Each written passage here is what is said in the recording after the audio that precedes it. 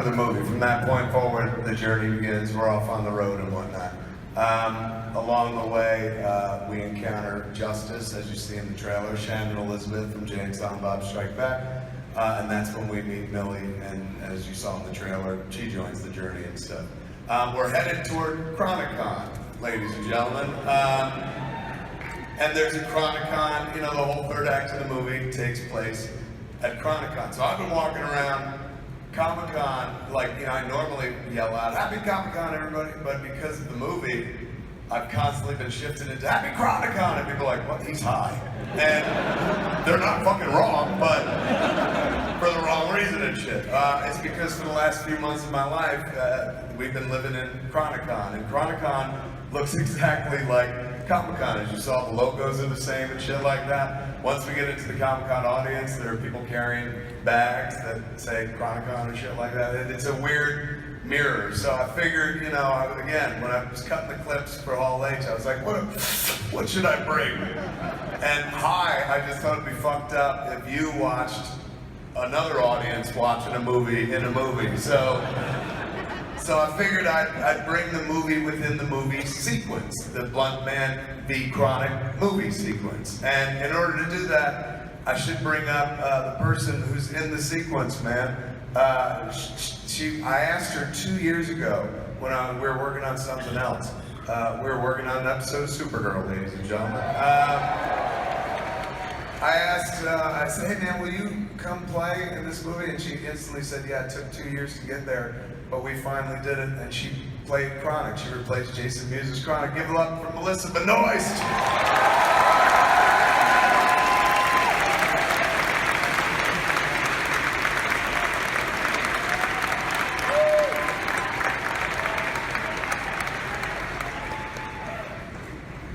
So we'll take a peek at the scene, and then we'll all sit down and chit-chat and shit like that, man. So this is the sequence. Hey, here you get to see it writ large. This is the sequence of the movie that takes place at Chronicon. So enjoy this weird Black Mirror version of tonight, ladies and gentlemen. Let's roll that clip, shall we? And then a lot of people, a fucking vast majority of people, say, "Dude, you better get a blood test. She looks like Jay." And so that's been going on for like years. And it sits in your head.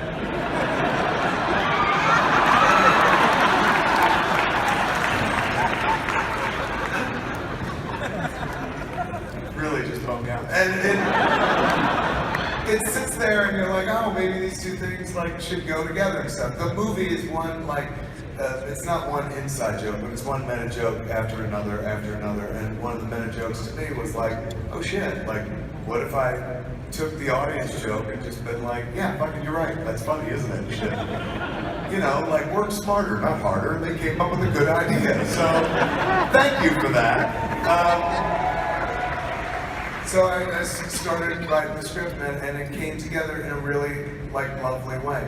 So putting these two together, like on the screen, there was a certain magic to it, man. The idea that like he knew her since she was born. So there's moments where we get some emotional stuff going in the movie and whatnot. And I don't think we could have gotten it out of them, because Jason like gets real emotional. I mean, I swear to you, this is fucking crazy to say, but it should be expected. I'm 48, so and I'm a fucking middle-aged stoner who cries at everything. So naturally, the movie's gonna have like way more heart to it than anything I've done before. So in this, like there's a few moments in the movie where they have these interactions where I swear to you, like, you know, I'm not gonna say everyone, and you definitely will, but it gets crazy emotional, you'll get choked up, and some people cry. And then you'll stop and go like, this is a fucking Jay Silent Bob movie, man! And that's like what I'm interested in at this point. Like, you know, it's just like how Gus Van Sant was like, I just wanna see if I can do it. Like, if you're coming to see a Jay Silent Bob movie, like I know you're there for the laughs, and I think I can deliver them to you. Well, while you're sitting there laughing, like, let me see if I can give you something else. All the stuff I've ever done that people really fucking love, just it wore its heart on its sleeve. Like fucking people love Jason Gaming shit because that movie wears its heart on its sleeve. Woo! So with this, I was like, I'm gonna go for as funny as we can, like we did the first one, but at the same time, it's gotta matter. You know, like Scott Mosier, my longtime producer, my friend and podcast partner, he wasn't involved with the movie at all. He was off making the Grinch cartoon movie and shit. And he watched the flick when we were done, and he didn't know anything about it. So I was like, what'd you think? It's the first USQ movie I ever made without him. And he goes, you know, for the first like 15, 20 minutes, I got what you were doing, man. You had a joke that you wanted to tell, and the joke was, I'm just gonna make the same fucking movie over again and shit like that. And you found a loose structure upon which to place it, and everything was working great, and I enjoyed it and stuff. But if that was the whole movie, you know, at a certain point I would have felt like, well, that was a waste of time. He's gone, but then all of a sudden, the real story kicked in, and he's like, and that's when I became engaged and really interested. He's like, you took it in a different direction. He's like, if people, you know, if the idea of comedy is you want to surprise people and hit them with something they haven't seen before and arrange the words in a certain way where it's going to press the funny bone or whatever and get emit an emotion out of them, he's like, you're going to do that as well emotionally. You're going to get like people feels, man. And I was like, oh fuck yes. So that's what the movie is, and that's what Harley's kind of role in it is. But I don't have a scene to show, you know, that's very Harley centric. That's also like Comic-Con appropriate and shit. So what I went for was the scene you're about to watch stars Jason Lee as the great Brody Bruce returns. And Brody is going to set up the idea of the movie for us. Brody's the very expository beginning of the movie, and Brody's going to set up our mission, so you're going to find out the plot and everything like that. But also Brody's going to break down pop culture, current pop culture. So I take my character from 1995 who was obsessed with Marvel Comics and met the actual Stan Lee, of course, in his lifetime. How would he react to the age of Marvel movies, phase 1, 2, and 3 and shit like that? So we're gonna get a taste of that. So you're gonna watch the trailer. Right after that, the scene with Brody's gonna kick in, and we're gonna come back out, we're gonna chit chat for a while. So without further ado, ladies and gentlemen, we worked real hard on it. I got through the heart attack because I wanted to desperately make this movie, and I made it. Thank you. And I made it with two of my favorite people in the entire world, my daughter and my only son. So we're really fucking proud of it, man. Enjoy the trailer. Enjoy this very first look anyone has anywhere has ever seen of Jay Silent Bob Reboot. We made it for you. Here we go. For the movie. From that point forward, the journey begins. We're off on the road and whatnot. Along the way, we encounter Justice, as you see in the trailer, Shannon Elizabeth from Jay and Silent Bob Strike Back, and that's when we meet Millie, and as you saw in the trailer, she joins the journey and stuff. We're headed toward Chronicon, ladies and gentlemen, and there's a Chronicon, you know, the whole third act of the movie takes place at Chronicon. So I've been walking around Comic-Con, like, you know, I normally yell out, Happy Comic-Con, everybody, but because of the movie, I've constantly been shifted into Happy Chronicon, and people are like, what, he's high. And they're not fucking wrong, but for the wrong reason and shit. It's because for the last few months of my life, we've been living in Chronicon, and Chronicon looks exactly like Comic-Con. As you saw, the logos are the same and shit like that. Once we get into the Comic-Con audience, there are people carrying bags that say Chronicon and shit like that. It's a weird mirror. So I figured, you know, again, when I was cutting the clips for Hall H, I was like, what should I bring? And I just thought it'd be fucked up if you watched another audience watching a movie in a movie. So I figured I'd bring the movie within the movie sequence, the Bluntman V Chronic movie sequence. And in order to do that, I should bring up the person who's in the sequence, man. I asked her 2 years ago when we were working on something else.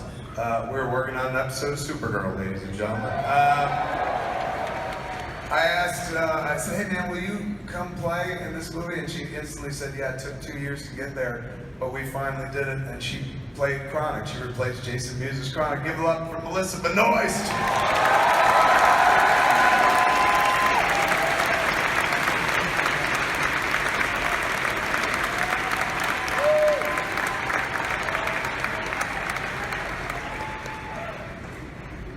So we'll take a peek at the scene, and then we'll all sit down and chit-chat and shit like that, man. So this is the sequence. Hey, Here you get to see it writ large. This is the sequence of the movie that takes place at Chronicon. So enjoy this weird Black Mirror version of tonight, ladies and gentlemen. Let's roll that clip, shall we? I'll talk to you guys. We'll have our guests sit here, and please feel free to ask them questions and shit. We can open up them mics. What'd you think? How'd it look? I gotta be honest with you, man. I've always, that Brody scene, like him and I, we go out on the road, we do a show called Jay and Silent Bob Get Old, a live podcast. And so at all the shows for the last like 2 years, we would read that scene like during the show just to test it out and stuff. And I was able to shape the scene based on the audience, take out jokes that didn't work, add things and stuff like that.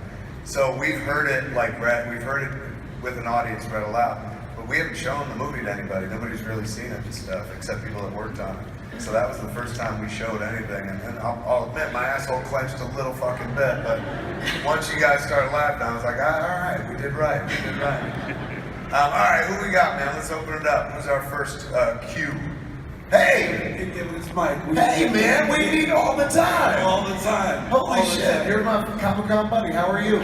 You're my Comic-Con buddy. Well, don't fucking go too far. Right? Let me just tell you, there was a tweet that you did about a young boy graduating from high school, and all the audience didn't make a sound. Yeah. And they respected him with his autism.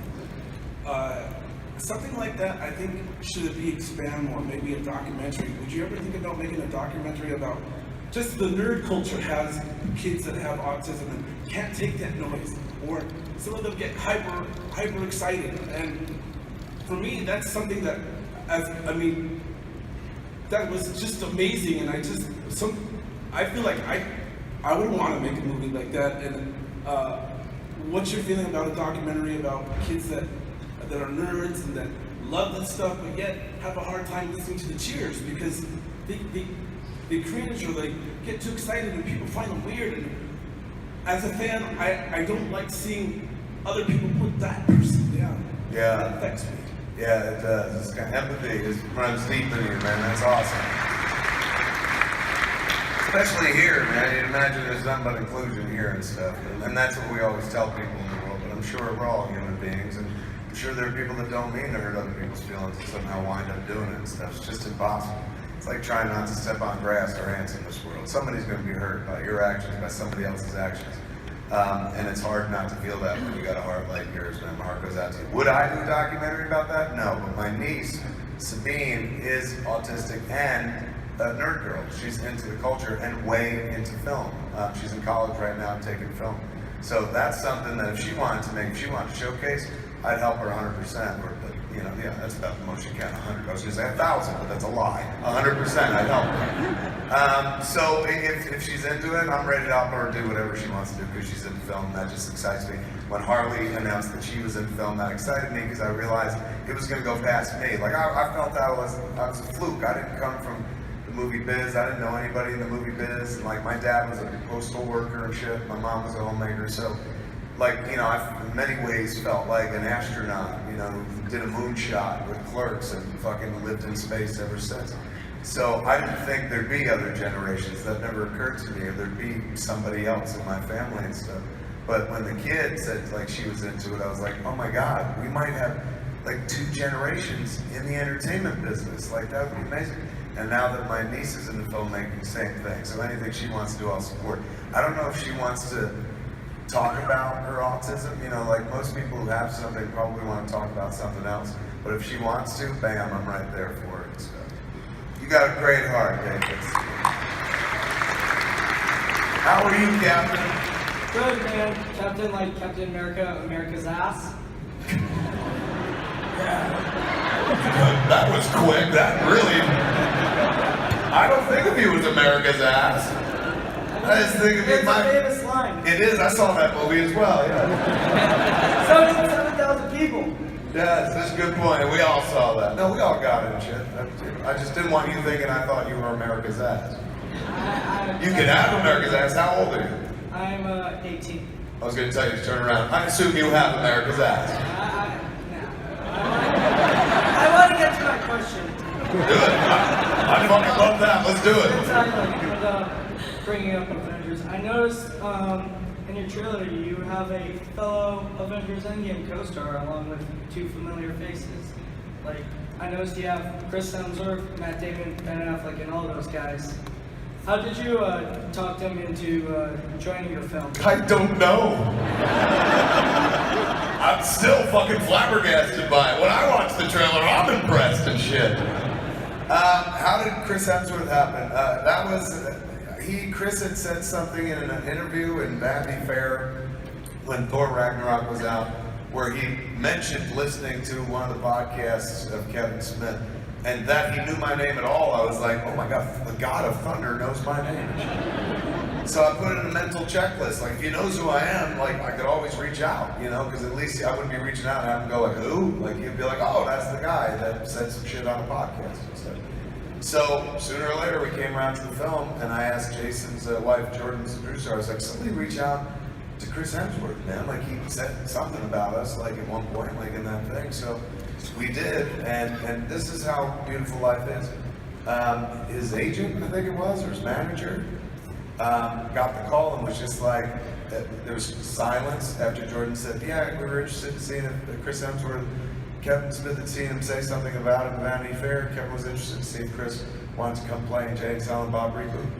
She said there's a long pause on the phone, and then the guy said, do you know I'm in the movie business because of Clerks? You know, and shit like that pays off. Like you never know what you do right now, how it pays off in the future. I made Clerks for me, ladies and gentlemen. It wasn't altruistic. It wasn't like, I hope this makes a bunch of people make their art. I was just a kid that was desperate to make his art. I saw people making movies and it seemed fucking fun, and I wanted to be a part of it. And they were people, and I was a people. It wasn't like they had any special abilities. They didn't come from fucking space. So like if they were doing it, I could do it too. So, you know, to kind of dream it and then fucking do it and then see it. What was my point? I just thought When Jordan called, the guy said, Clerks. Thank you. So, well done, fucking Jay. And now you see why I'm usually Silent Bob.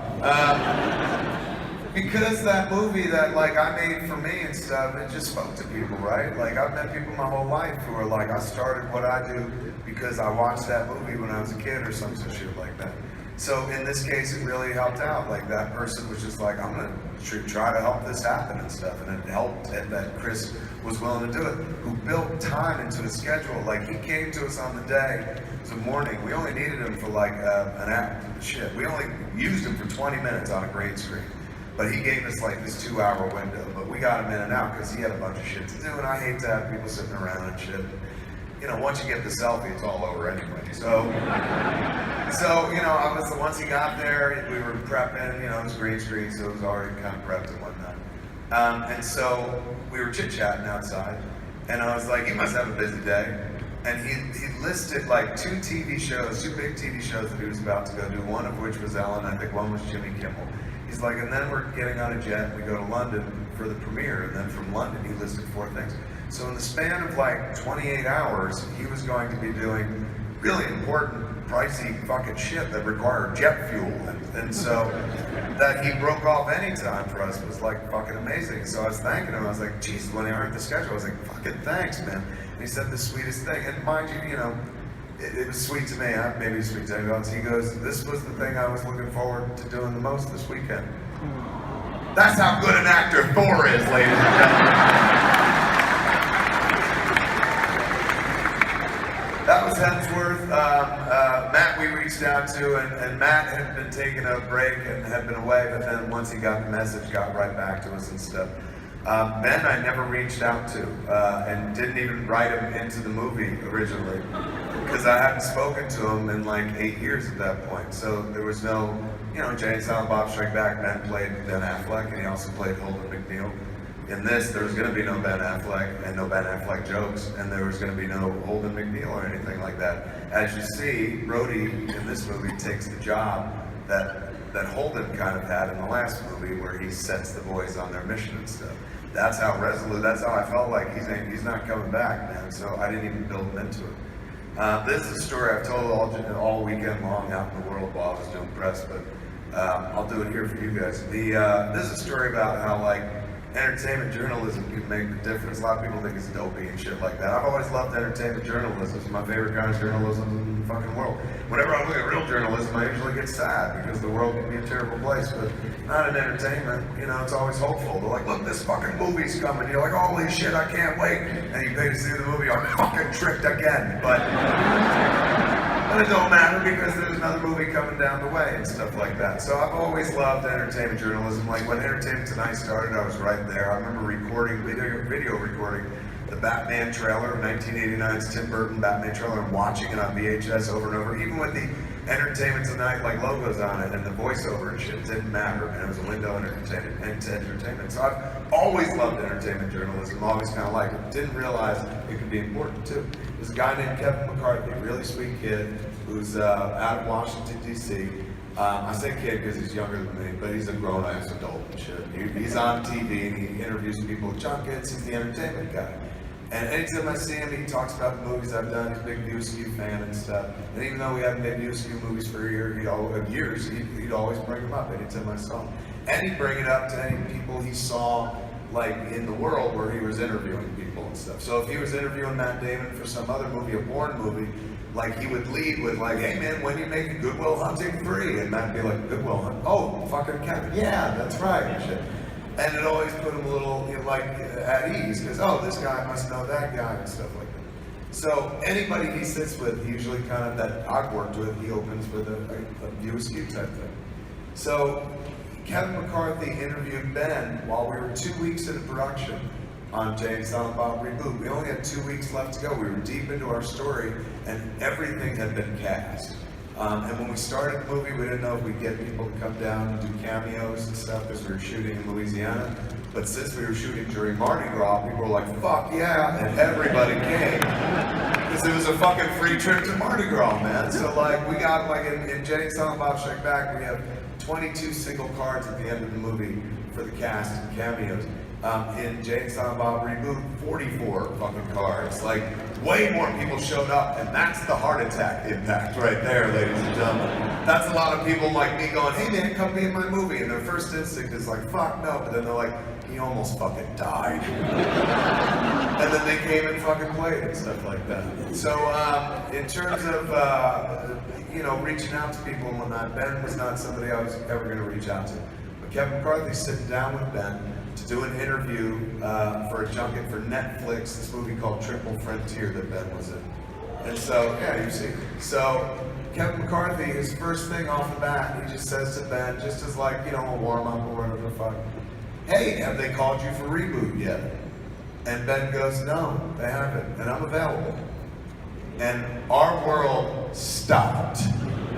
You know, everyone in production, you know, because it was on Twitter, and people were like, did you fucking see this? And I was like, oh, that's nice. You know, that's nice, but that's some nice shit you say at a junket, you know? Like, people say shit to me all the time, and I'm like, yeah, of course, but inside I'm like, I hate that prick, you know, like, it's just some nice shit to say at a junket, that's not worth following up on. And they were like, you should really poke around, why don't you reach out to him, call him. I was like, I haven't spoken to Ben in 8 years. I haven't spoken to Ben in a long, long time. I hadn't worked with him since like Clerks 2. He'd never hadn't been one of our flicks.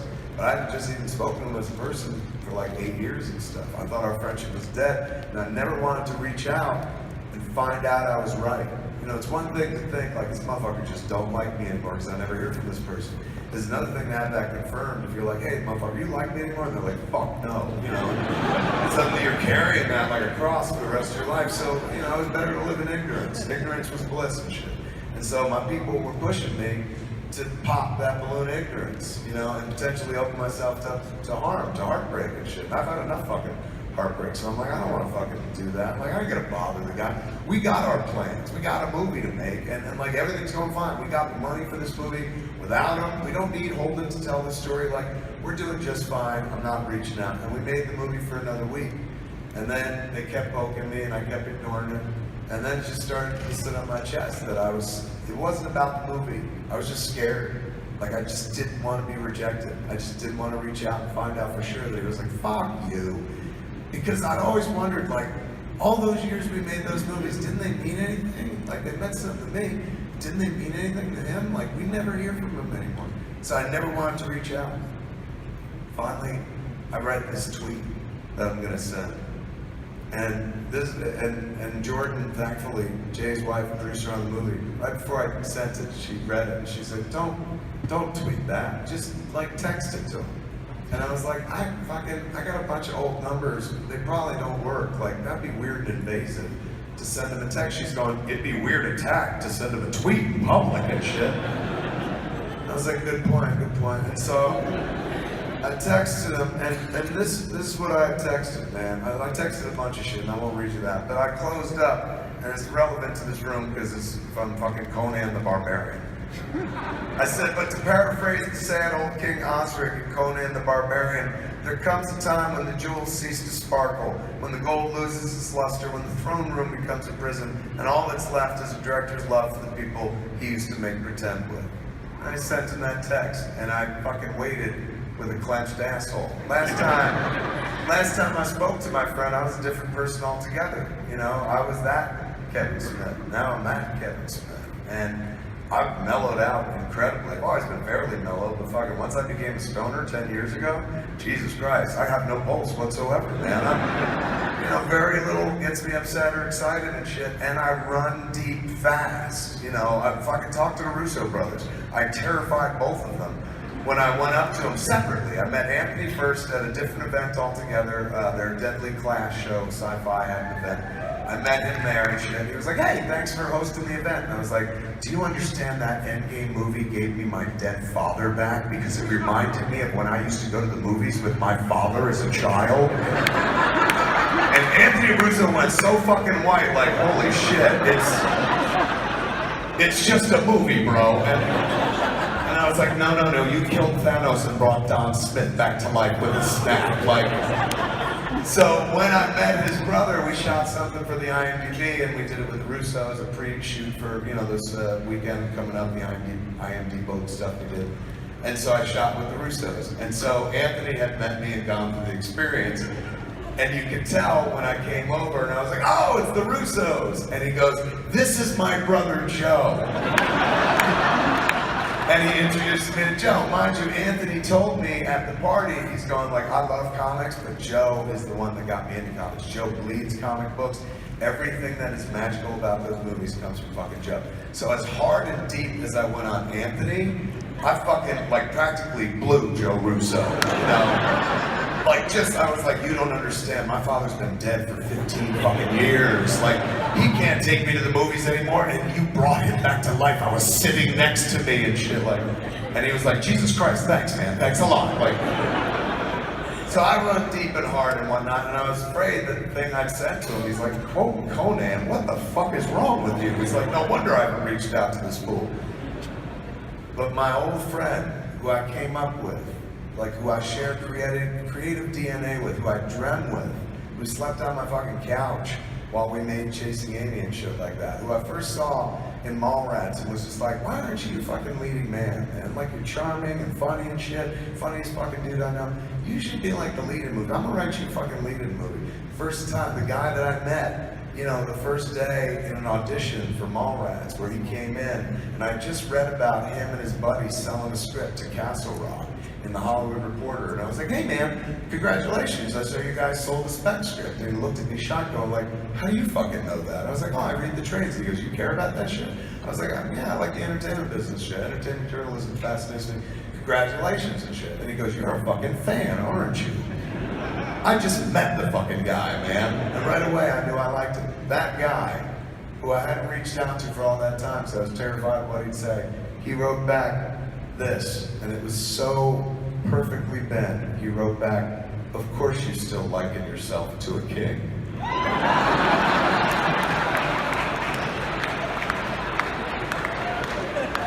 And right then and there, kids, I felt safe. I felt so safe. I was like, oh my God, I don't care what he says next. I don't care if he says he's busy for the next 10 years. The guy I used to joke around with and shit just texted me the way we used to talk to each other. You gotta understand, the ending of our relationship predated SMS. I don't think I'd ever shared a text with Ben Affleck and shit like that. That was like, I framed that shit. Like, it meant the world to me. And so I said, do you want to come out and play?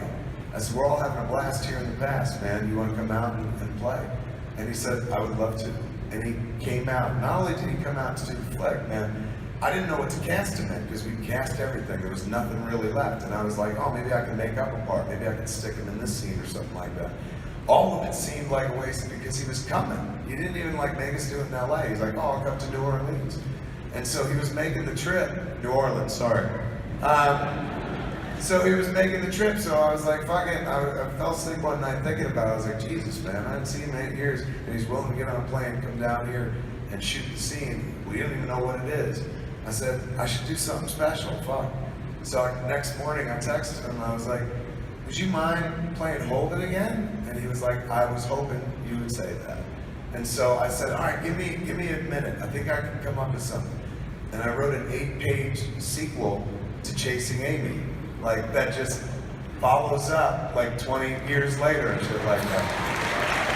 And functions perfectly within the movie. If you see the movie, you'll be like, wait, that scene didn't exist when you started the fucking movie? Why would you have bothered and shit? It is the emotional culmination of the movie and sends us into a really great place. So he came and did the scene, man. Like his 8 pages, when I sent him the scene, first thing he texted back was like, bro, I have not done this much dialogue in the last 3 movies I was in. And I was like, too much? He goes, no, I think I can handle it. But my favorite thing that he wrote was, he goes, you've changed. There's an awful lot of italics in my shit now. And I had to explain, I was like, because now I write in a computer program, not a typewriter, I can italicize shit like that. Which, you know, I used to always tell the kids how to act. I used to give line readings like crazy. First learned what it was, like we did it on Clerks, like you tell the actors, like say it like this. This is the way I heard it when I wrote it. Just say it like this and shit.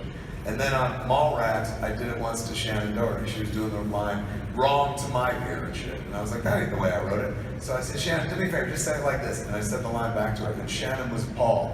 And she looks at me and she goes, did you just give me a line reading? And I was like, is that what it's called? Yes. Then that's what I did. And she goes, actors hate line readings. I was like, really? She's like, yeah, it's insulting and shit like that. Oddly enough, years fucking later, we're on the set of Jay Silent Bob Reboot. And we shoot a scene, and it's like the girls outside with me and Jay. And you know, I'm doing the coverage where I'm not in the coverage, and it's Harley on camera. And she says the line differently than I heard it when I read it and shit. So I go, in the middle of the take, Harley, do me a favor, just say it like this. And I said the line out to her. And for the first time in 24 fucking years, I saw the expression that Shannon Doherty had that day. And I was like, oh my God. And so I tried to work around it, and then we cut at a certain point, and I saw the kid like kind of off to the side. And I came over and talked to her. I was like, how you doing, kiddo? She's like, you gave me a line reading. I said, I did. She's going, in front of everybody. Do you know how insulting that is to an actor? I said, I know, you're right. You know what? I've heard that. I've heard actors don't like it. I've heard it for fucking years that actors don't like it. I said, but you know what? I've been an actor sometimes, and I love it when a director gives me a line reading, because then I know I'm gonna, if I do it right, I'm definitely gonna be in the fucking movie. But I'm honestly here to tell you, and I ain't just doing this to save face, like, I was wrong. Like, I didn't trust the kid. The yoga hoser, she was a kid. She'd never really done it except for Tuss. So I was still in the mode that I was when I was younger, where I was like, just do it like this, say it like this. It was easy back then. When she was a kid, I was like, well, say it like this. She'd parrot back. Between the time we did Yoga Hosers and Jay Silent Bob Reboot, she became an actress. She went to like Stella Adler classes, studied and shit like that. She's in Quentin's movie, Once Upon a Time in Hollywood and stuff. The little kid that I was like, just say it like this, was looking at me like, what the fuck is your problem? You're no Quentin Tarantino, I'll tell you that. And she was right, man. Like, my instincts were like, you better say it like I heard it in my head. But I didn't really hear Millie when I wrote the character, man. Like, when I wrote Millie, I didn't put a lot of flesh on the bones, because I was like, you know what? The kid will figure it out. I had all the faith in the world the kid would figure it out. By the time we got to the set, the kid was making choices where I was like, she figured it fucking wrong, you know, like, on day 1. Then by day 2, I was like, I like this. Like, the idea was, like, Jennifer, my wife, asked me when I got home on the first day, she was like, how did Harley do? And I was like, well, she was acting, like, really well. And my wife goes, that's great. And I was like, well, we're all making a comedy. and she was acting, man. Like she's in we're in a cartoon, she's in a real movie somehow. Like, I don't have the heart to tell her, like, this is Jay and Silly Bob and shit like that. She thinks she's still on Quentin's set. And thank God she did it, because her character, like, really grounds the movie. She's very real in the flick and whatnot. And not grounds in a way where it's like, it's not fucking funny. You give a fuck, man, because she's so fucking real. And her chemistry with Jay winds up being fucking wonderful. So Affleck says he's coming, man, and he says there's a lot of italics in his shit, and I say that's because I give line readings, but I don't give line readings anymore and shit like that. And so he shows up, and I didn't know who I was getting, right? Like, I didn't know if it was, I assumed I'd get Ben Affleck that made Argo, for Christ's sakes. I didn't know if I'd get Batman, but I knew I'd at least get the director, you know, like the fucking guy who knows how to make a film. Last time we worked together, he hadn't even made Gone Baby Gone yet at that point. Like, he directed some short, but he hadn't directed a feature. So I didn't know who was gonna get off the plane and join us on set. And the 8 pages being what they were, I was like, man, if I get half of this shit, I'll be a happy fucking camper. If Holden shows up at all, like, fucking this is a win. So he comes, I see him for the first time in years, I fucking hug him and melt him in his arms and cry. He goes, you smoke too much weed now, man. He's going, and I said, am I overly emotional? He goes, you were always a crier. So we chit-chatted, we got to know each other again and shit. Then we went to set, because we were on a schedule. It was the last day of the movie. All of this happened on the last day of production and shit. We had to shoot 8 pages, and we had 5 other scenes to do. So he shows up, we go for a blocking. Joey's there as well, so they're working together for the first time since fucking Chasing Amy. Jason's there as well, and I'm there as well. So it's like the 4 of us were there in 1996 when we made that fucking movie and stuff. We all hugged and bonded, and I sent everyone else on the crew away so we can have like a blocking rehearsal just by ourselves, which like the way we used to do in the old days, just the actors and the director and shit like that. So we go for the blocking. It's very simple blocking. We walk into a room and fucking stand there, and that's about it. So we go through the blocking and setting it up. And Joey has her sides, which is a small version of the script, in her hands and stuff like that. Jason has his sides because he's got a lot of dialogue. I had my sides, and I'm Silent Bob, and I have no lines, but I still had a set of sides in my hand and shit. Ben didn't have sides. So I was like, you want a set of sides? And he goes, I think I got it.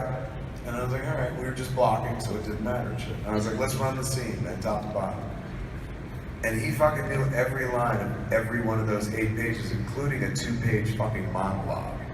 Like verbatim and shit. He could have done the monologue backwards, completely. If I was like, go to the end and say it backwards. He knew every fucking line. I almost cried, because I did cry, because he was working the way we worked together back in 1996. Like, he got on a plane and was like, oh, in order to do Kevin's movie, I have to know every single word of dialogue, because that one time he yelled at us because we didn't know every word in the script and shit like that. Which is true. On Chasing Amy, we went into rehearse one day, and like, Joey, Ben, and Jason were fucking around. They didn't know all the words and shit. And I was like, you know what? Everyone go home. We're about to start shooting this movie, and nobody's being serious about it. Just everyone go home and read your lines and learn your lines.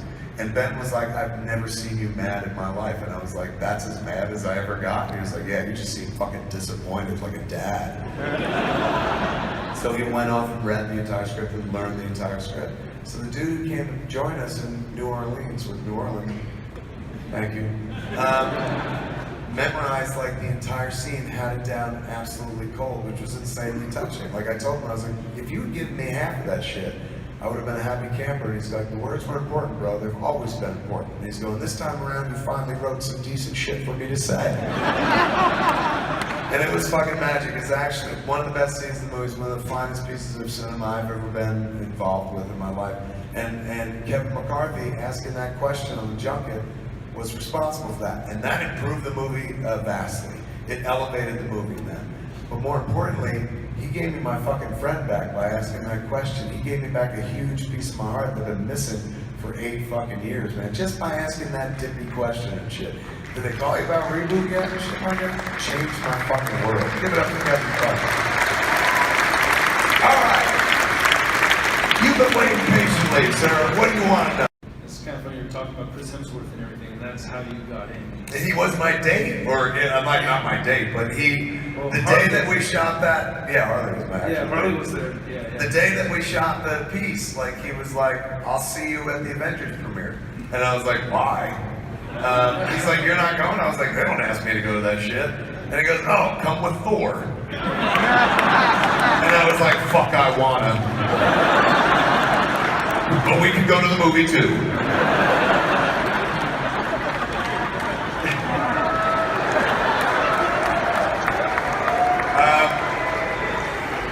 So yeah, we got to go see Endgame. The last time I saw Mr. Jason Mewes was actually kind of an awkward moment, and I just want to say I love you, Jay, man. I think you're awesome. I'm a fellow toy collector. I'm a big-time toy collector. I know you are too. But I rudely walked by you at a 7-Eleven because you were dancing at the counter, and I didn't know it was Jay. Do you do that in real life too? He does that shit in real life. Sometimes, yeah. Only do it when you get paid, man. If you're giving it away for free, nobody's gonna go see the fucking movie. Sometimes I get excited and I'll dance at the counter. Over what? You're like, ooh, fucking hot dogs. Yeah. I'm not sure. At that moment, I'm not sure. It depends. I work part-time in the Tenderloin in San Francisco, so like, yeah, San Francisco, what's up? And I just thought he was a junkie right there, just dancing for no reason. I had no idea. He So gets that a lot, man. I just scooted by him like, fuck, get the fuck out of here. And then my friend Spencer over here was like, dude, like, do you know that was Jason Mewes? And I'm like, what, like, right over there. He's like, dude, that was Jay Silent Bob. I'm like, no fucking way. Oh, dude, I feel like a dick. So it's like, I just wanted to say I love you, man. I think you're incredible. I feel like a dick. Oh, right on. But You were right. There was a junkie dancing at the.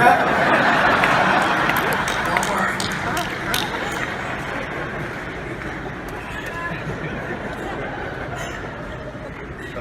my question is, and I think you may have touched on this topic with the Batman Beyond episode, Mark, but I want to know if you'd ever gotten an opportunity to direct a Marvel Studios film, what film would that be, or which character would you like to direct in the film? I like this sounds like a cop-out answer, but I really don't want to. Like it seems really hard and expensive. And seriously, like you talk to the Russo brothers, it takes like a long time, and I'm not that kind of patient. I love doing Supergirl. That sounds dirty to admit it. I love directing episodes of Supergirl because it's like 9 days, man. You get in 9 days, you get out. You can't fuck it up, like because it's such an insanely well-oiled machine. And I get to play with people in costume, so it like exercises that part of the brain of like, oh man, to work with heroes and shit. And honestly, like I don't care who it is, it could be anybody better to work with than Melissa in a costume and shit. She's so wonderful. So I've never really thought about it. When it comes to the Marvel movies, I just want to be somebody that like watches them. I love being a fan. I love having something that I don't have to be a part of that I can love. That's a part of my world. You know what I'm saying? Like just because they make movies and I make movies doesn't mean that I have to make their movies. And trust me, they don't want me to make their movies and stuff. They love me to talk about their movies, and they were very sweet enough to like drop a reference to me in Captain Marvel with the Mallrats script. Which was insanely fucking sweet and like was everything. Like the Stan of it all just made it wonderful and whatnot. Like when we put Stan in Mallrats back in 1995, believe it or not, there was a period of time where not a lot of people knew who Stan was. Like our parents did, and those of us who were hardcore in comics did. But they hadn't made a Marvel movie, so it's not like he started the series of cameos and stuff like that. So there was a period of time where I was like, hey, I introduced him to a new generation of kids and stuff like that. And then with Captain Marvel, he kind of returned the favor. Because he introduced me to a whole new bunch of people who were like, Jay and Silly what? You know, like fucking never heard of us or anything like that. So it was kind of sweet. So that's enough for me, honestly. Like fucking, you know, like at one point, when I heard about Captain Marvel before I saw the movie, Kevin Feige had called me up. And you get the phone call, you answer like, hello, and they're like, Kevin Feige calling. And I was like, oh my God, fuck yeah, I want to talk to him. Because it really don't matter. Like Kevin Feige is pure fucking joy. He's the greatest storyteller working. Like maybe the greatest storyteller of my life. He's told a massive story over 10 years. He's about to tell more fucking stories in the same realm and shit. I fucking love it to death and stuff. So they could call up and be like, Kevin Feige's about to tell you that he's fucking your mom. I'd be like, that's cool. I've always wanted him as a dad, you know. So I answered and I was like, hey man, what's up? And he's like, how are you? And I was like, I'm doing good. We chit-chatted for a minute and stuff. And then he goes, all right, he's going, I gotta tell you something. First he talked about like Stan had passed, and so he talked about the episode of Fat Man Beyond that we did at the Scum and Villainy Cantina where we did a Stan eulogy and stuff. So he's like, I watched that episode, it was real good. I said, I saw your Instagram post, it was real beautiful and shit. And he's going, in order to have the rest of this conversation, I gotta give you spoiler information. And I was like, fucking A, man. And he goes, you keep it between us? I said, yes. It's out now, so I can talk about it. So he goes, okay, we've shot Stan's 2 last cameos. They're in the can. And he's going, and one of them turned out really well. The one for Avengers Endgame is real well, turned out great and stuff. The other one we shot for Captain Marvel, Stan was feeling a little weak. It was toward the end. It was toward the end of his life. And I got a few months away from when he passed away. So they were like, Kevin goes, his voice was kind of weak and stuff. And I was like, oh, it's a shame. He's going, now in order to tell you the rest of the story, I got to tell you some stuff about Captain Marvel that nobody knows and stuff. I said, okay. He's going, it's Stan's cameo in the movie. And I was like, all right. And this is early. This is like 3-4 months before the movie came out. So I was like, do tell and shit. And he goes, all right, so Captain Marvel punches through a train and she's looking for a scroll. And I was like, what the fuck? Really? A scroll?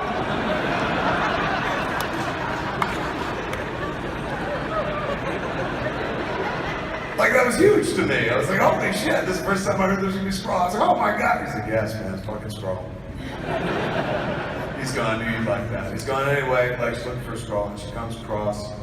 First, you hear someone reading the script, you hear a line, and then you come up to a person reading the script, and the script is Mallrats. And I was like, what?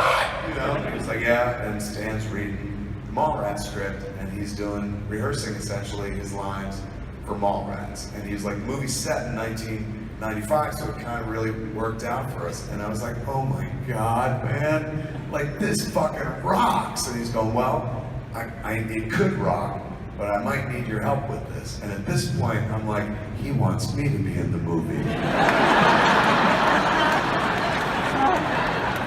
I'm gonna be on the train with Stan.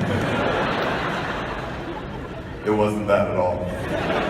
He goes, you know, when you shot Stan for that scene in Mallrats, he's going, I worked with Stan many times. He's going, Stan was not a one-take wonder.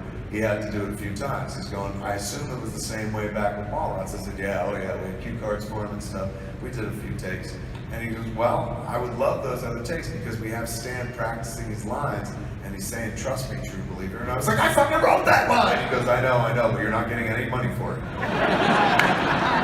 He's going, so he's saying that line, but like, it'd be great if we can use a robust version. So what we did was we burned a version from the Mallrats DVD, and it sounds a lot better and stuff's more crisp, and it sounds a lot like Stan. So we figured you might have alternative takes. And I was like, there are definitely alternative takes.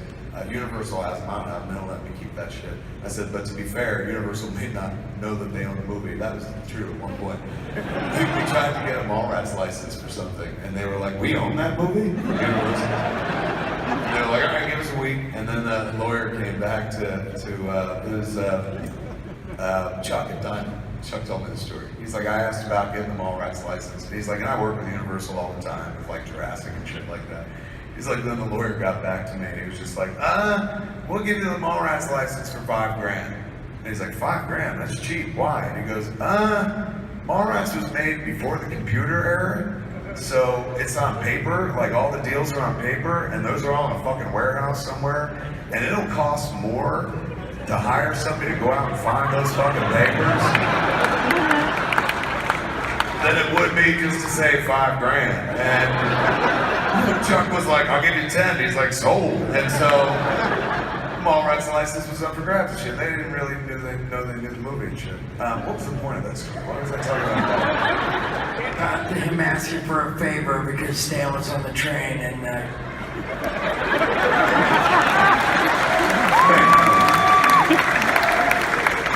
So I said, you call Universal, man, they might have the takes and stuff like that. And he was like, excellent. He goes, please don't tell anybody ever about this conversation. I was like, I won't. But it was a great moment. Did I answer that question or not? I did, right? Yeah. Person's got me. How are you? What do you want to know, man? I'm really good, man. So great to see you. the rest of you too, it's awesome to see you here. Melissa, you look super badass in your new suit. Doesn't the suit look fucking dope? Tell them about the suit. You've actually worn it. Was it your idea to put the picture out when it went out? It's on your account? Yeah, because we were about to shoot an exterior scene the next day, and I knew someone was gonna take a picture in Vancouver of it, and I didn't want anyone else to spoil it. Is that what happens? Like, you guys, you're constantly getting shot in the real world. Yeah. Like, people are kind of like, because you shoot out in Vancouver. All the time, yeah. Love you too. Over to you. I just wanted to give a quick shout out to my older cousin Brendan. He's about 3 years older than me, and he's the one who introduced me to all your stuff. He showed me Jay and Silent Bob Strike Back when I was not age appropriate. I was like 10 or 11. And Are we giving him a shout out in prison? no, he's good. He's fine. He's all good? Yeah, he's totally cool. Fair enough. However, he has done the tuck in front of me a handful of times. So Jay, that one's for you too. Look what you fucking did.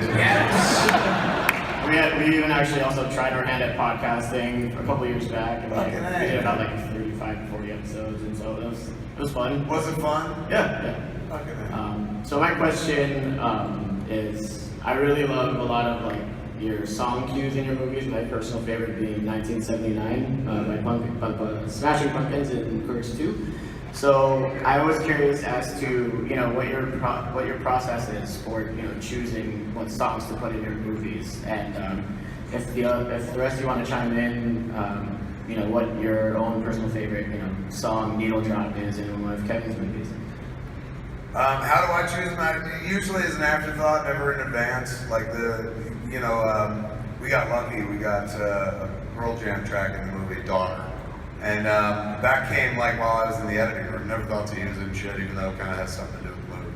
Although if you listen to the lyrics, not really. And just good for the title. And then so I kind of put it into a cut early on in the flick, and knowing that like there's no way we can afford this song because the songs cost money and shit. And that one's well known and they're well known and stuff. They're also known to like they have to improve stuff. Eddie has to improve things. They don't just give out the music necessarily, even if you have the money for it. So it didn't feel like it was ever something that was going to be real beyond like the kind of temp cut that I was working on. But we were able to kind of push the ball forward right to the finish line, and we wound up getting the song at a pretty reasonable rate and stuff like that. It was beautiful in the movie, but it was always an afterthought. It was me sitting there going, "Oh, Daughter," and fucking put it in. So I don't give it a hell of a lot of thought until I've got something to cut to. And then it's mostly stuff that primarily comes off of my iPod, and then later on people make suggestions and stuff. But I'm not like Quentin. Like Quentin writes the songs into the movie and stuff like that. And John Hughes used to do the same thing from what I understand. Soundtrack was a big part of the writing process for him. But for me, it's usually an afterthought. Kids? Goodbye, that's my favorite voice in that. That's my favorite too.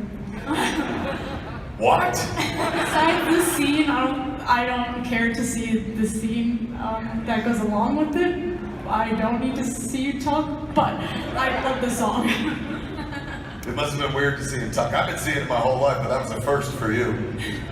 Yeah, we covered her eyes. I told her to cover her eyes when we did it, so you didn't even get to really see it when we shot it. So that's probably the first time you see it. I just saw it on a huge screen. And the work that. Or more to the point, you didn't see it. Yeah. Well, the good thing is, I'm glad this weekend we were able to mention something that you didn't know, and now you can make sure you stay clear. She has never seen Zach and Miri make a porno, and we were talking about it. I was like, yeah, I did full frontal. She's like, what? So thankfully, you didn't just go, hey, I'm gonna check this movie out. That's a collection, and all of a sudden that would have been, yeah. Quit talking about your dick in front of my kid. This is awkward. It's just going on and on. I'm glad now she'll never watch that. Please don't. There's also a scene with your full bare ass in Reboots, so I did see that up front and personal on the first day of shooting. I mean, booty's funny. Stink nugget. Melissa, you got a favorite movie music cue? Yeah, the Wookiee song in the first Clerks. Oh, well remembered. Chewbacca!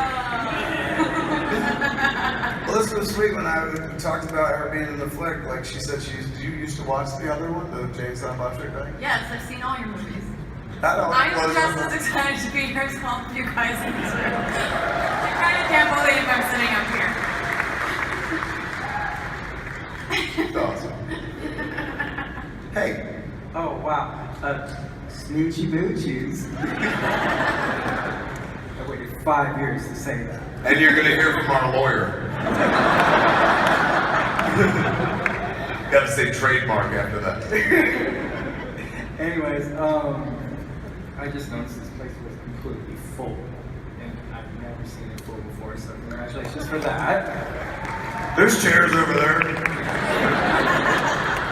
That's the staff.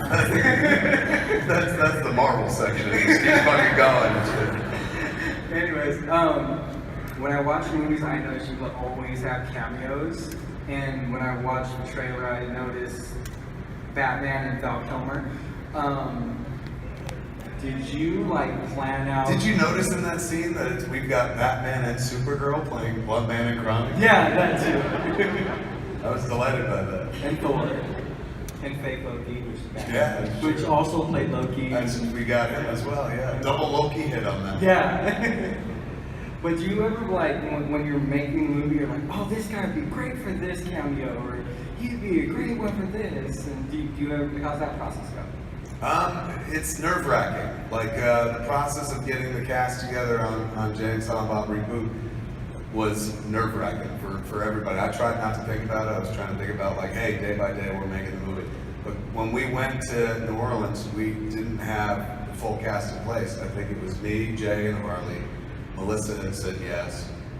Diedrich Bader had said yes, and Jason Biggs had said yes, and that was it.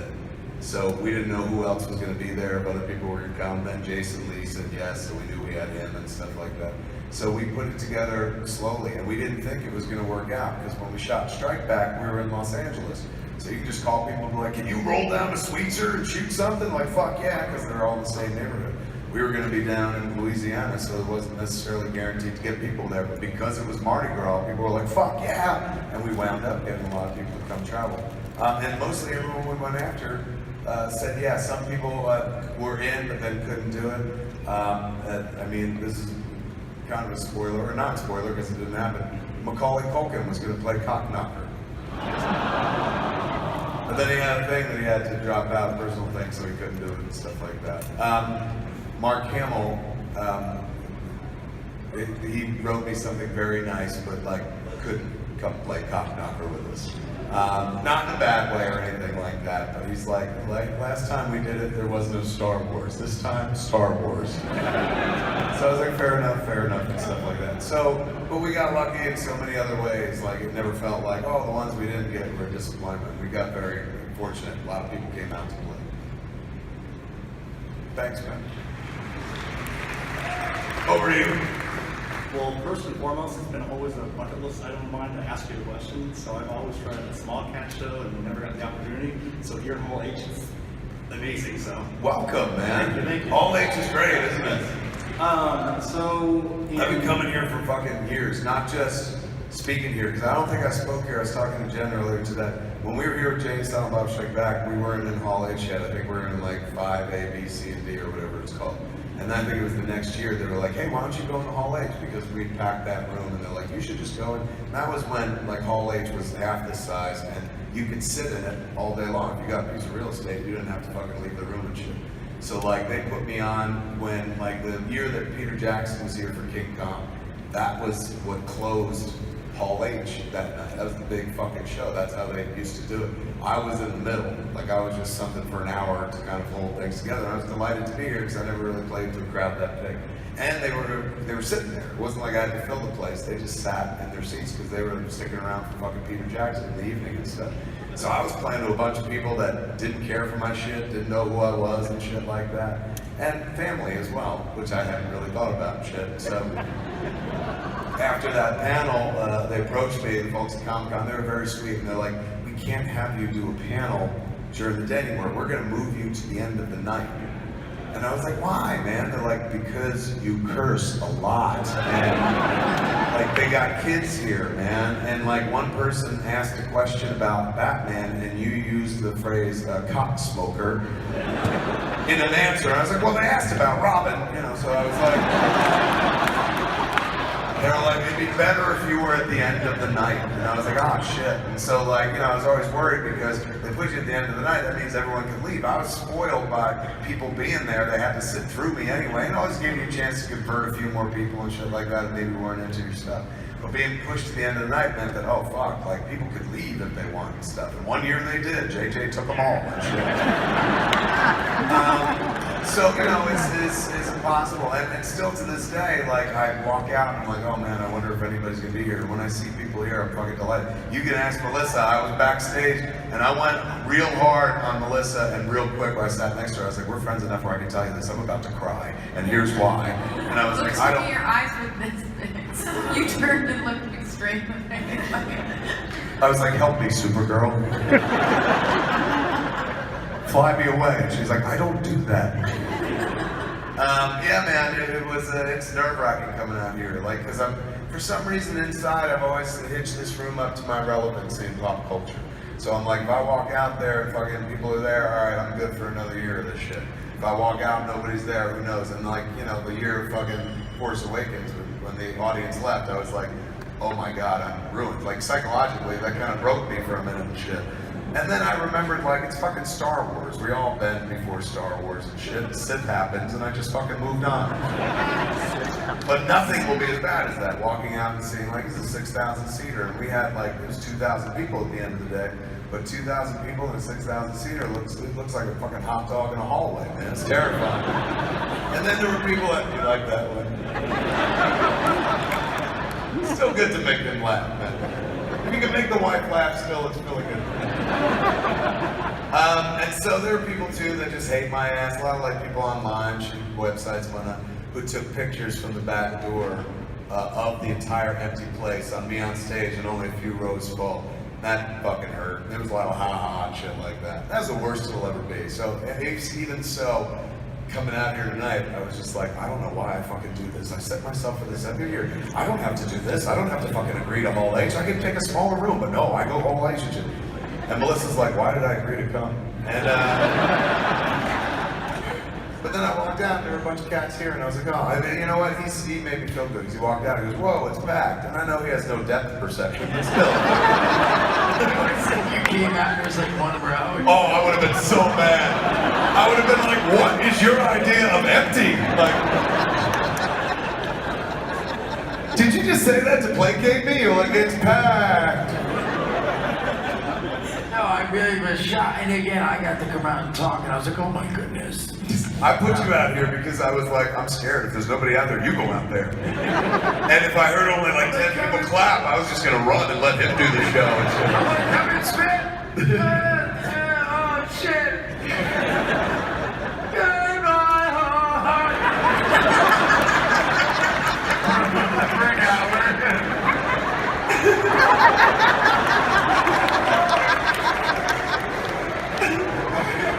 This guy has not asked his question yet. I'm so sorry. That was just the preface to the question being asked. Because we were talking about fucking Hall H. My bad, I got on a Hall H tangent. I don't even know what just happened. Oh shit, but were you here in Hall H the time that the Avengers were here for the first time? First time they ever had the Avengers assembled. Years ago. It's a true story. First time all the Avengers assembled. Before the movie comes out, they had the only like incident in Hall H that I've ever heard of, like a fight kind of incident. There was a jockeying for seats, and somebody had pulled out, if I understand correctly, a compass. You know, you put a compass down and then to make a circle around, like it's got the pointy thing, and they stabbed somebody else in the leg and shit. Here in Hall H, if I remember correctly and shit. And I remember thinking, like, the Avengers were there and not one of them did a fucking thing about it.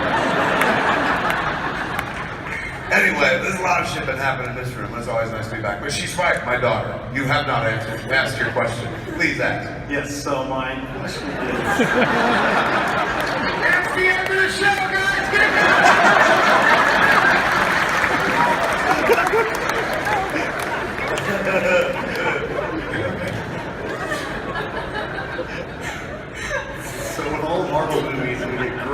credit scenes. In Strike Back, we got an epic end credit scene with Morris Day and the motherfucking time. Is there an end credit scene in Reboot? There is. There's number one.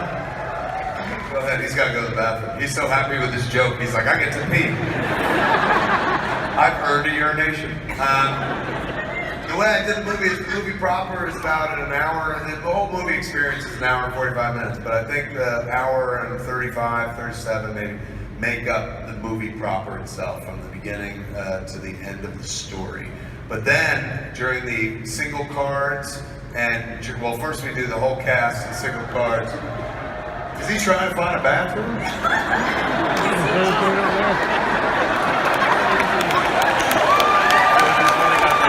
That's the closest fucking bathroom. He just Forrest Gumped it all the way to the bathroom.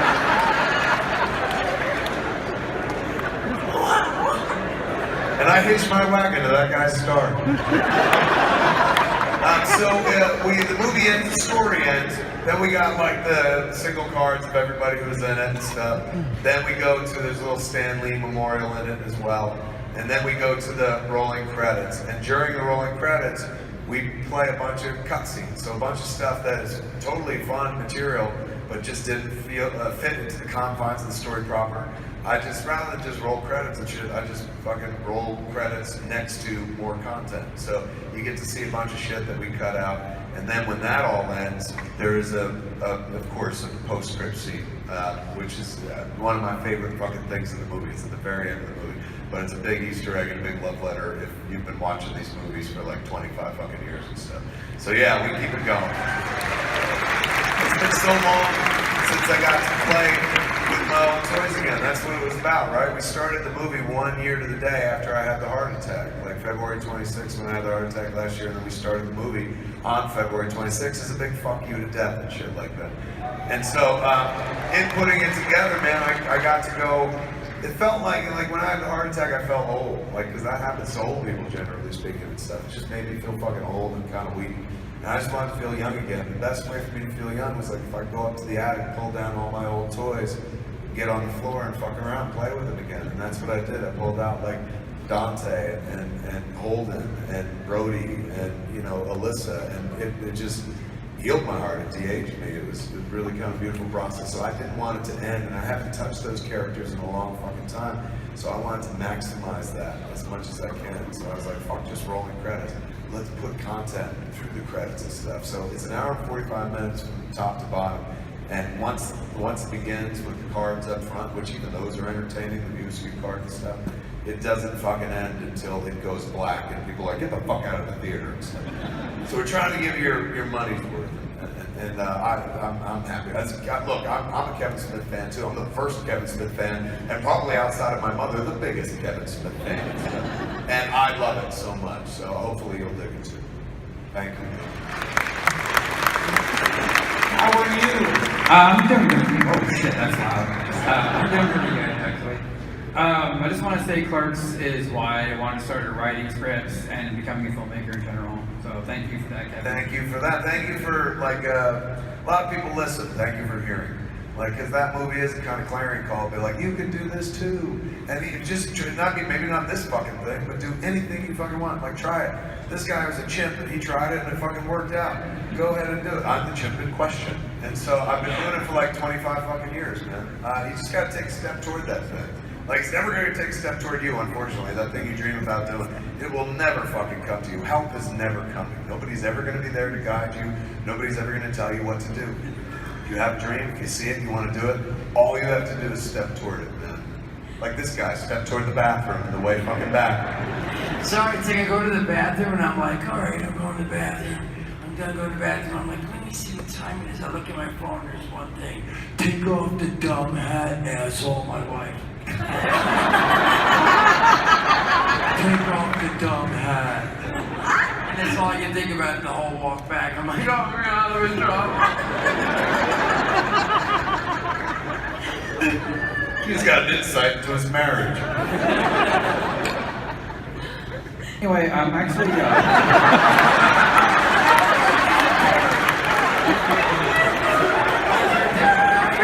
The same guy I was gonna be up here. Yeah, we were waiting for you. I'm like, everyone shut up. No, I don't mean that. I mean, That's how long it takes. Your answer to a question usually lasts a good 10 minutes or so. No, that would be the same. Like 45 minutes to an hour. You know what? Fuck you and fuck you. Just like Tony Stark, I gave birth to my own problems and shit. Back to you. Hey, we're not going to interrupt you anymore. So I'm actually also a really big fan of the Clerks animated series. Oh, thank you. I was very sad when it went away. But I just want to know, my question is, do you plan on doing any more animated series with the Spoonerverse, or just a completely original new animated? I hope to. Number one, we shout out to cartoons in very small ways in the movie. Number one, first of which is Jay's hat. The whole time he's got like 2 pins on it. One is a Buddy Christ pin, and the other is Bear is Driving, which is always on his left side. So throughout the movie, if you know the cartoon, you're like, holy shit, Bear is Driving. And also Dave Mandel is in the movie, the guy that we did the Clerks cartoon with. Dave Mandel's such a fucking sweetheart, man. When we made Jay and Silent Bob Strike Back in 2001, 2001, I was right? Oh, I don't know. I was taking a picture. Oh, you're doing his fucking hair. When we made that, fuck, what's the point of my story? I just sort of fucking... But the cartoon, the animated, which I would love to do, and hopefully we'll do it next. Because I've been trying to get this thing going. For the kids, for the children. No, I do always say, like, watching something, like, a lot of times I'll get kids that, like, parents with, like, 10-year-olds or younger, and they're like, well, they're too young to know you. And I'm like, Clerks animated. There's on regular TV, man. But barely on that animated Well, TV. fair enough, but there's 6 episodes that are out there, and I'd love to do more. So anyway, I'm just throwing it out there. It's really There's a chance that could happen this year. I'm working on something that might actually open the door to that, man. So stand by, because I know a lot of people, not a lot of people in the audience, a lot of people creatively who were involved are interested to do it again. Dave Mandel, who I created the show with, we did the show with Dave. Dave went on to run Veep for a while and stuff, so now he's done with Veep. I don't know, there's a chance maybe we can hook him back into this and stuff. But Dave was in Jay and Silent Bob Strike Back. He came out, and when we tried to get on the bus, he's sitting there drinking 2 cups of coffee, like over and over again and shit. So we were working on this movie, and at one point we go to an airport. That's how we're about to travel. And so I'm like, oh my God, can you fucking come out and play the guy with 2 cups of coffee again? Like, it's like 19 years later, that'd be amazing. He's like, we're shooting something with Julia on Veep that day. He's going, is there any other day I can come out? I was like, well, we're shooting a movie scene. You can be drinking coffee there. And he was like, done and done. Dave Mandel flew all the way to Louisiana just to stand in the background and drink coffee. And he was like, look, nobody else is going to find it funny but me. He's like, but I'll travel that far for a joke and shit. So you can see him in the trailer. He's in the shot in the fucking trailer. And he sent me like a text the other day going, holy shit, you've got precious seconds in the trailer. And I'm one of them. There he is on display. But yeah, Clerks cartoon could happen this year. And I don't mean that in a and we could fly. Like, there's a concrete chance that it could happen this year, man. Stay tuned. How are you?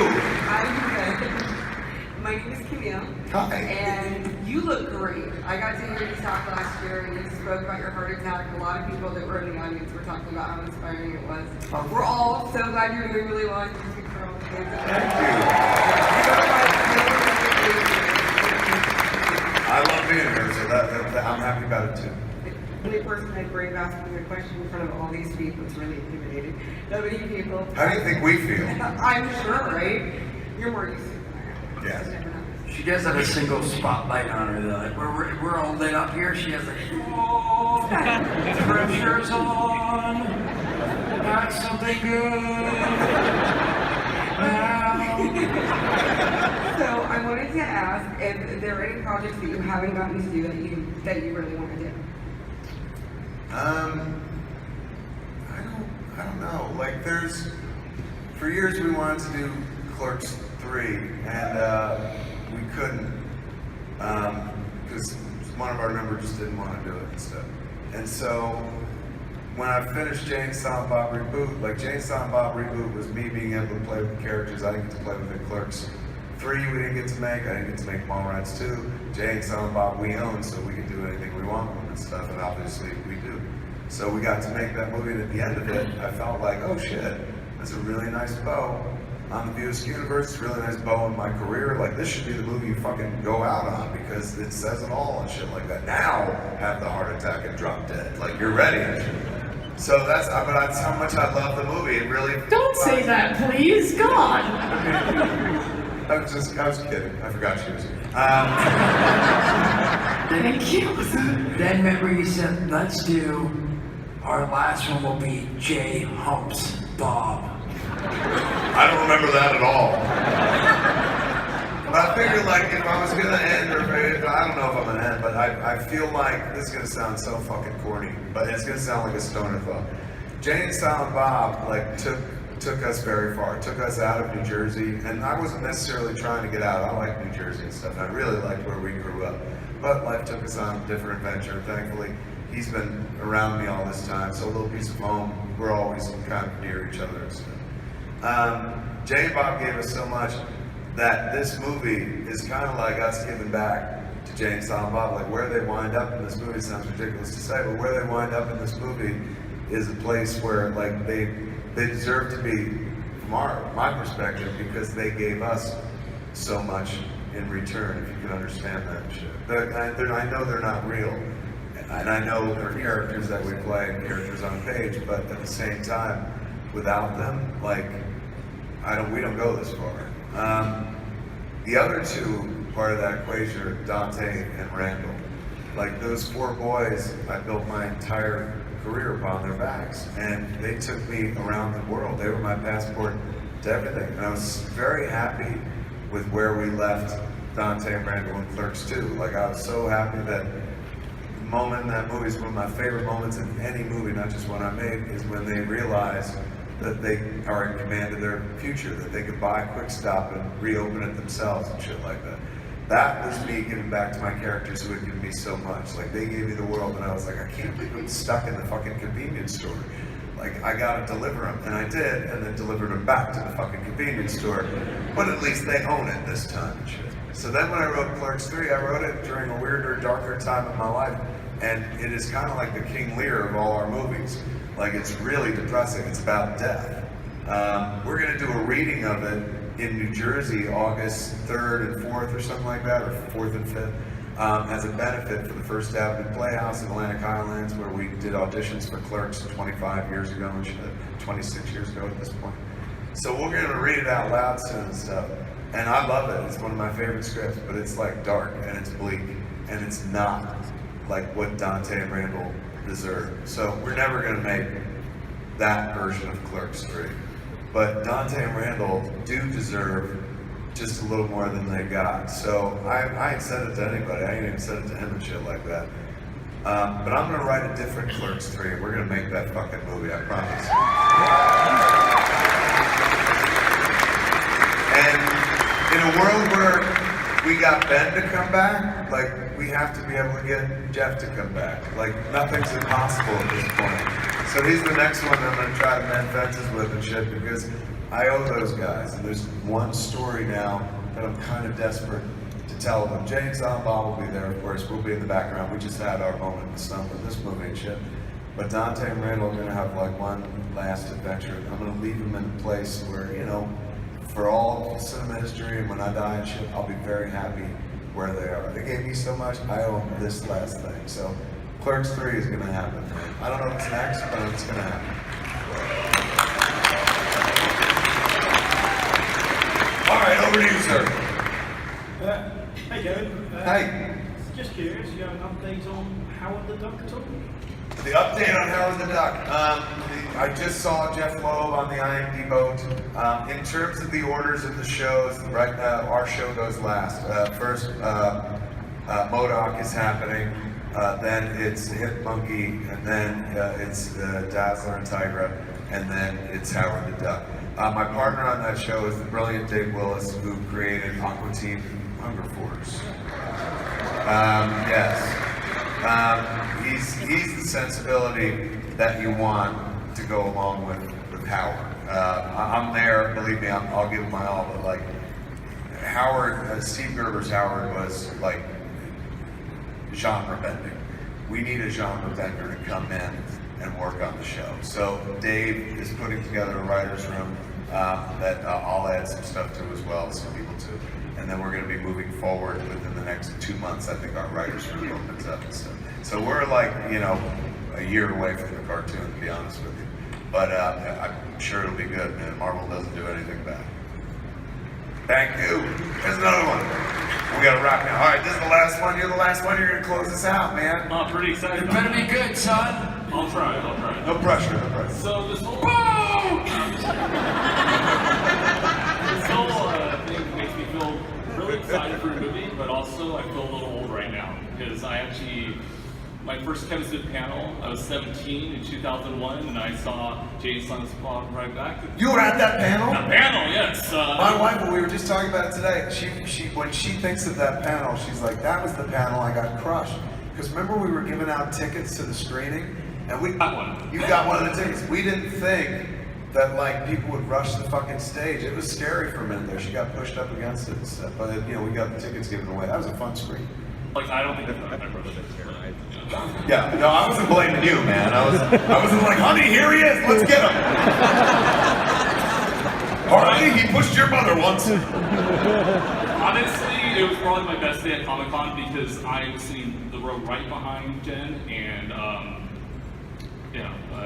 Harley, when she was like 3 years old. Yeah, she was really old, but if that was 2001, yeah, she was 2 years old at that point, yeah.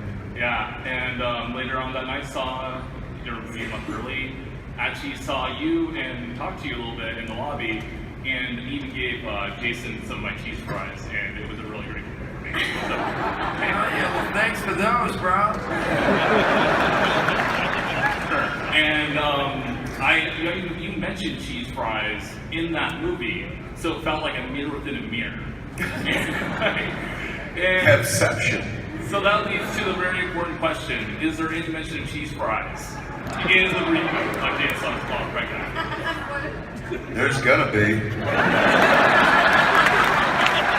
We may have to go in and remix the sound a little bit, but can't fucking let you down now, man.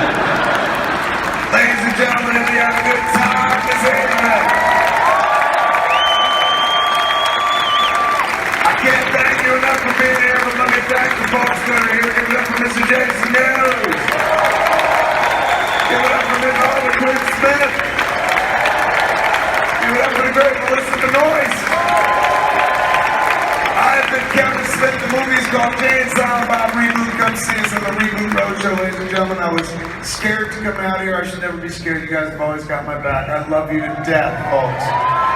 See you next year, everybody. Happy Comic-Con!